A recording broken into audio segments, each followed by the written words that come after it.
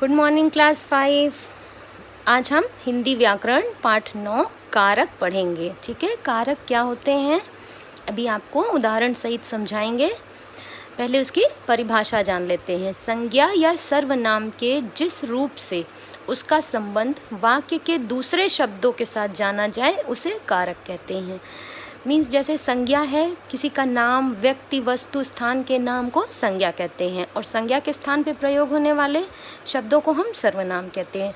तो अब किसी भी वाक्य में संज्ञा है, सर्वनाम है, तो वो कुछ ना कुछ काम कर रहे होंगे या कुछ ना कुछ वाक्य में और भी हो रहा होगा। तो इन दोनों के बीच में एक कड़ी होती है जो जोड़ती है। जैसे बालकों ने बगीचे में फूल तोड़ा।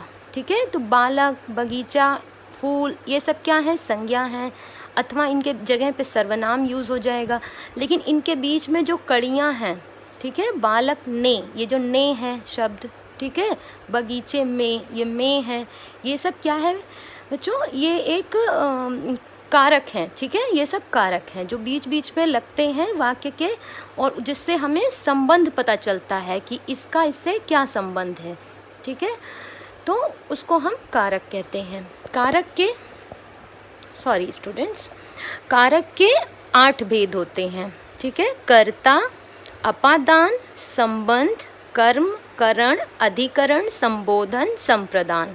ठीक है, ये 8 भेद होते हैं कारक के। ठीक है, अब जैसे हमने यहाँ देखिए सेंटेंस लिखा था, ये मिट गया है। प्रिया ने पुस्तक पढ़ी। ठीक है, तो प्रिया ने पुस्तक, प्रिया और पुस्तक के बीच में ये संबंध बता रहा है ने, इसलिए इसी को कहते हैं हम कारक।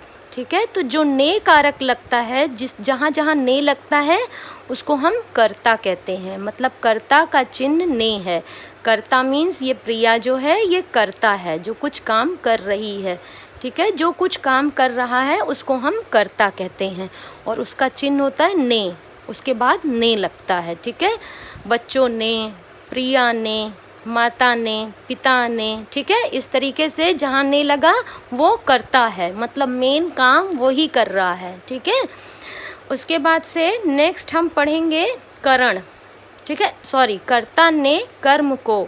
ठीक है, अब करता है तो कोई ना कोई कर्म को किया। ठीक है, जैसे बालकों ने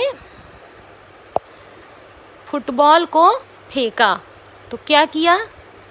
कर्म को। ठीक है, जो कर्म किया उसको हम क्या कहेंगे? को से रिप्रेजेंट करेंगे। ठीक है, उसको हम को से रिप्रेजेंट करते हैं। जहाँ को शब्द आए उसका मतलब समझ जाएंगे कि वो कर्म को कर रहा है। ठीक है, नेक्स्ट है हमारा करण से या के द्वारा। करण के लिए से और के द्वारा लगता है। ठीक है, जैसे यहाँ देखिए उदाहरण लिखा था, राम कलम से लिखता है। ठीक है, अब इस वाक्य में बच्चों राम क्या है? करता है, हमने पहले ही बताया था। ठीक है, कलम लिखता है क्या है? ये कर्म है जो वो कर रहा है। इंग्लिश में बता देती हूँ, राम क्या है? नाउन है और लिखता है ये क्या है? वर्ब है। ठीक है, और किस चीज़ से वो लिख रहा है? ठीक है, तो ये कलम जो है इसको हम करण कहते हैं, हिंदी में कारक है। इसके बाद में से या के द्वारा लगता है। ठीक है, किसी चीज़ से कोई काम हो रहा है या किसी के द्वारा, जैसे हम मोबाइल के द्वारा या लैपटॉप के द्वारा पढ़ रहे हैं, तो ये लैपटॉप, मोबाइल क्या है? करण है। ठीक है, इसी तरह से अपादान। अपादान क्या होता है?